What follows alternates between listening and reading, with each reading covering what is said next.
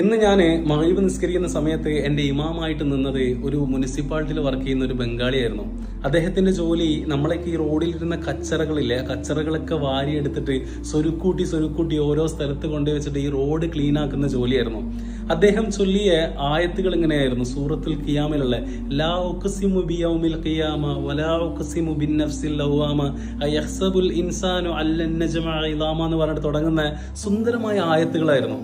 ഒരു പക്ഷേ അദ്ദേഹത്തിന്റെ ജോലി കാരണം നമ്മൾ അദ്ദേഹത്തിനെ കുറച്ച് കണ്ടേക്കാം, പക്ഷേ ഇസ്ലാമിൽ ആ കുറച്ച് കാണലില്ല കേട്ടോ.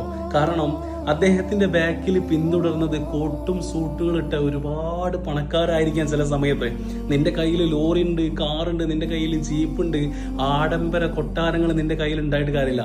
നീ പടച്ചോന്റെ മുമ്പിൽ ഉന്നതനാവണമെന്നുണ്ടെങ്കിൽ പടച്ചോനിലേക്ക് അടുക്കണം. 5 നേരത്തെ നിസ്കാരം, നിന്റെ സ്വഭാവം, കാര്യങ്ങളൊക്കെ നീ ക്ലിയർ ആക്കി കഴിഞ്ഞാൽ നിനക്ക് കിട്ടാൻ പോകുന്നത് ഖബർ എന്ന 6 അടി മണ്ണുള്ള സ്വർഗമായിരിക്കും. ഈ കാണുന്ന വീടൊന്നും ഉണ്ടാക്കിയിട്ട് ഒരു കാര്യമില്ല. എത്ര ഉണ്ടാക്കി കഴിഞ്ഞാലും ആ 6 അടി മണ്ണ് മാത്രമേ അവസാനം നിനക്ക് ഉണ്ടാവുള്ളൂ. അതുകൊണ്ട് നീ നല്ലൊരു മനുഷ്യനാവാൻ ശ്രമിക്കുക. ആരെയും വില കുറച്ചാതെ, ആരെങ്കിലും നിന്റെ മുമ്പിൽ ഒരു മിസ്കീൻ വന്നിട്ടുണ്ടെങ്കിൽ അവനെ വില കുറച്ച് കാണാതെ, അവനും സമ്പന്നനാണ്. കാരണം പടച്ചോന്റെ മുമ്പിൽ ആരാണ് സമ്പന്നൻ എന്ന് നമുക്ക് മനസ്സിലാക്കാൻ പറ്റൂല. അത് ആഖിർ ദുനിയാവിൽ മാത്രമേ നമുക്ക് മനസ്സിലാക്കാൻ പറ്റുള്ളൂ. അപ്പം ആരെയും വിഷമിപ്പിക്കാതെ, സങ്കടപ്പെടുത്താതെ മുന്നോട്ട് പോകാൻ വേണ്ടി ശ്രമിക്കുക.